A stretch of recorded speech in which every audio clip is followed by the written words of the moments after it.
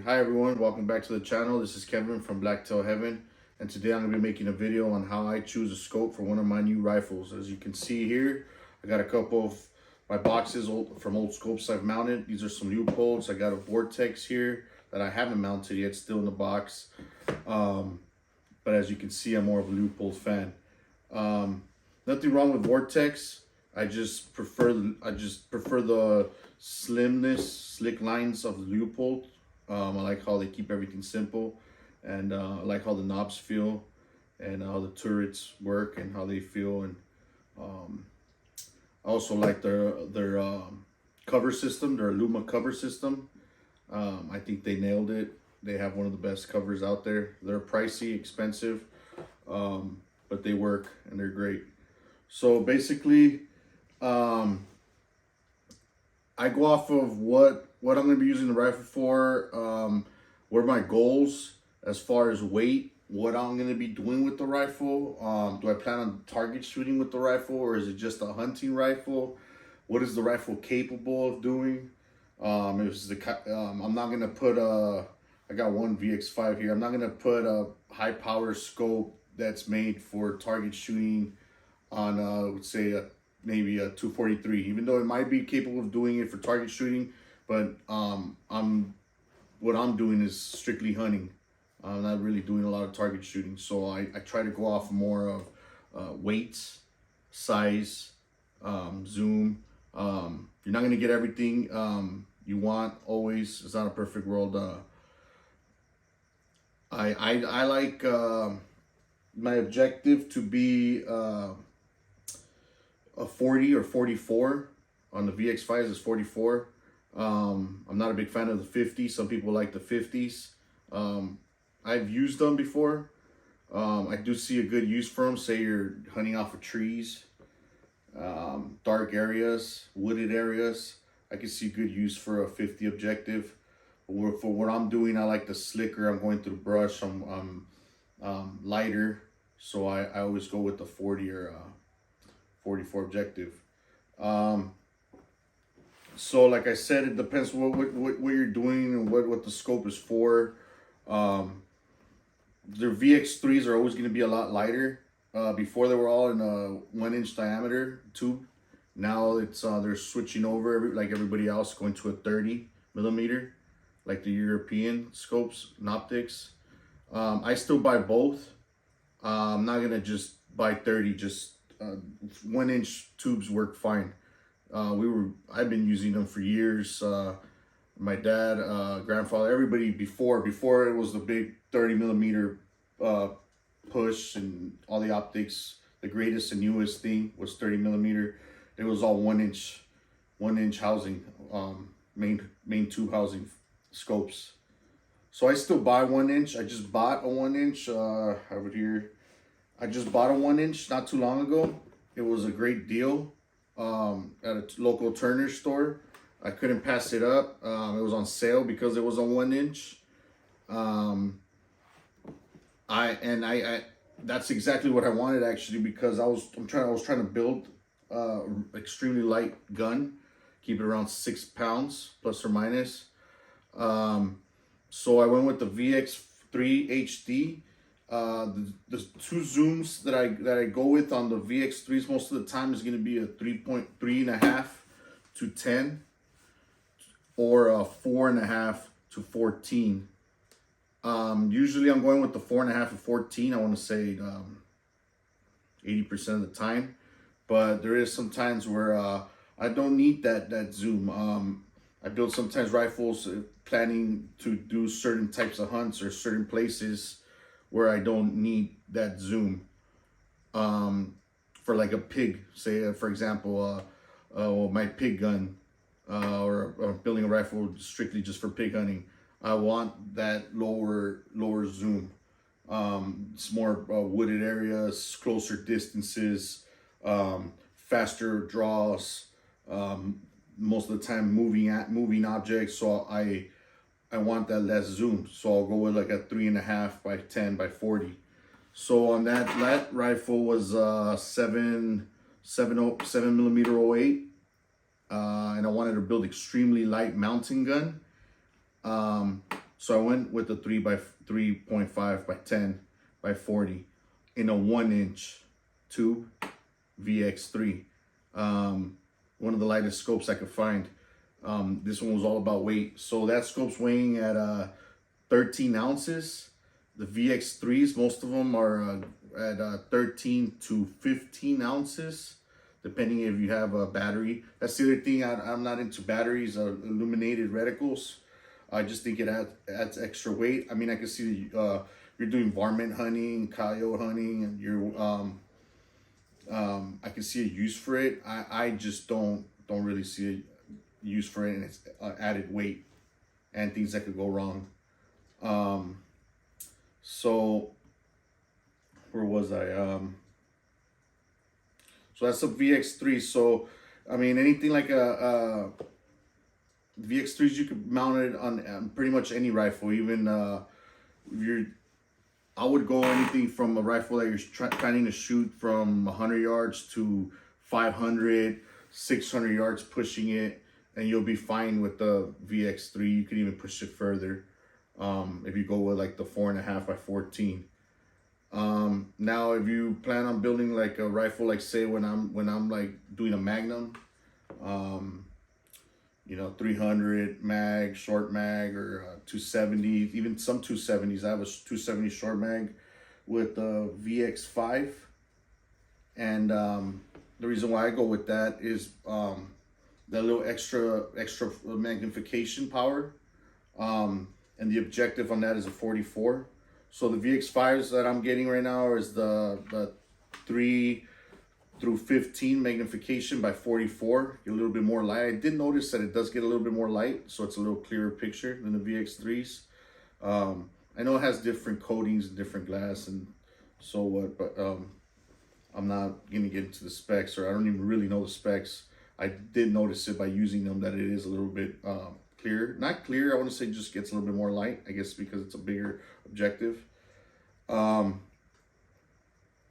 So like if I'm building for sure, if I'm gonna go with the Magnum caliber, 7mm mag, 300, or even a 270 short, I do jump up to a VX5. That's when I do go to a VX5.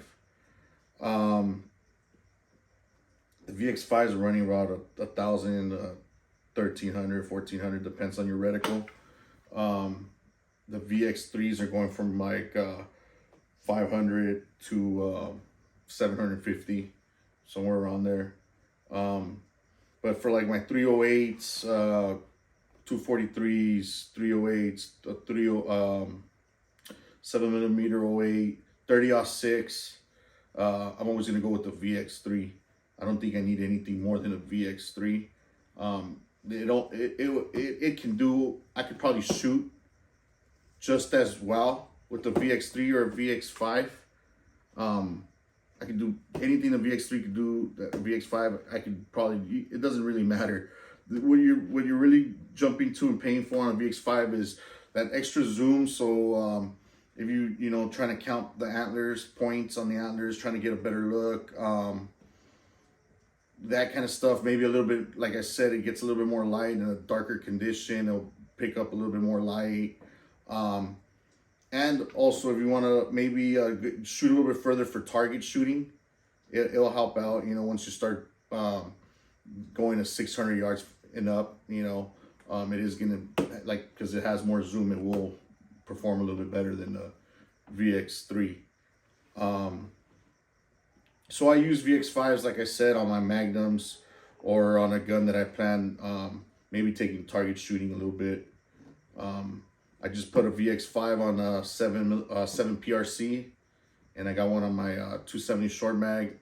I did notice the weight though, so I mean, like I said, you're not always gonna get everything. You could get a little bit more zoom, a little bit more light, clear glass, but you're gonna sacrifice weight. Now you can get a light scope, but you're gonna sacrifice on the light and the clear and the zoom, the power and magnification. So it all depends what you're trying to do, what rifle you plan on mounting it, what your plans are for that rifle. If you don't mind the weight, you don't mind the extra cost, VX5. If you are counting ounces, and you're on a budget, not really budget, they're not cheap, but you are counting ounces and you're not really shooting past 500 yards. I really don't see a use, for you to go with the VX5, because of the weight and the price, and VX3s are extremely capable. As far as reticles, I used to use a lot of the Boone and Crockett before the CDS style gained popularity and got momentum. When it was VX3Is, still not even HDs, and I really liked that reticle. The only problem was that I found myself always kind of being in a rush and not having enough time to really process my holdovers, my reticle, and I didn't like that. A lot of the times it was like I would take the shot and I was like, man, was I on the right line? Was I, I just didn't like that. So with the CDS styles gaining popularity, I was gonna go with just the regular duplex CDS style, but I ended up going with the Windplex because I like that on the Boone and Crockett, that it gave you the windage also. And man, I fell in love with that reticle, the Windplex reticle. I've been using it now. I have it on a lot of my rifles. I really, really like it. It's simple. There's not a lot of distractions. It's to the point. I got my wind edge if I need it. It's not busy, and I really like it. Recently now, with the 7 PRC that we got, I ended up going with the HTMR reticle, and I'm excited about that. I really want to use it. I think it's going to work out great. I plan on getting some more scopes with the HTMR reticle. Basically, it's the same as the Windplex. It gives you my MOAs on the sides for windage, and then also gives me holdover MOAs. So if I want to dial, if I got time to dial, I could dial with my turrets, and or if I don't have time to dial, I could still use the holdovers, just like the Boone and Crockett. So basically, it's best of both worlds. So you got your holdovers like a Boone and Crockett, and your windage like the Windplex. And it's the crosshairs are thin, not too thin, good for hunting, clear, not too busy, and I really like it. So I think from now on, I'm going to be using the HTMR, especially in a lot of my magnums, where I could maybe take them out a little bit further and do some target shooting with. And the Windplex, I'm still going to use the Windplex. I really like the Windplex reticle. The HTMR might also come a little handier when I'm doing target shooting. So sometimes I do eBay buy scopes used. Usually I try to buy new, but here's a VX2 I got. I have a few VX2s. I have one on a 30-06, and then I have one on a 243. Great scopes. You get deals on these.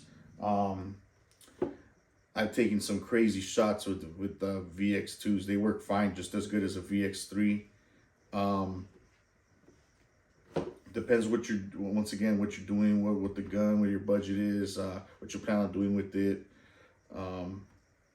and yeah. The Vortex here, Vortex makes some great glass too. They go anywhere from $100 to $3,000, so it depends what you want to spend. That's the thing. This copperhead here, I got it for $150. I plan on using this on a 17 HMR. I have a lot of 22s, 22 Magnums, and 17s, and plan on putting this on the 17. Leupold doesnent really have options that go down that low. They have glass for it, but it's still around $300, and I don't want to spend $400 on the 22. And that's where Vortex has a little bit more options as far as cheaper glass. They also have expensive glass, but they go down a little bit also. So I'm gonna be mounting this on the 17. I mount Vortex on 22s whenever I get a deal, and I don't want to spend too much money on a Leupold. great glass, great optics, great warranty, customer service, lifetime on the Leupolds, lifetime on Vortex. I think Vortex still no questions asked. They're just great about, you know, their returns. So yeah, like I said, it all depends on what you're doing, what your budget is, what your goal is, what you plan on doing with the rifle or gun. And that's about it. Please like, subscribe. I hope you enjoyed the video. I know I got a little long here. It's kind of hard to make a video on optics. There's just so many options out there. There's so many brands. There's just so much to it. I didn't get into specs too much of anything. Hopefully, I'm not a professional. I'm not an expert in this. It's just how I, you know, buy my optics, my logic of how, you know, why when I go to a VX5, VX3, or a Vortex VX2, it all depends what you plan on doing.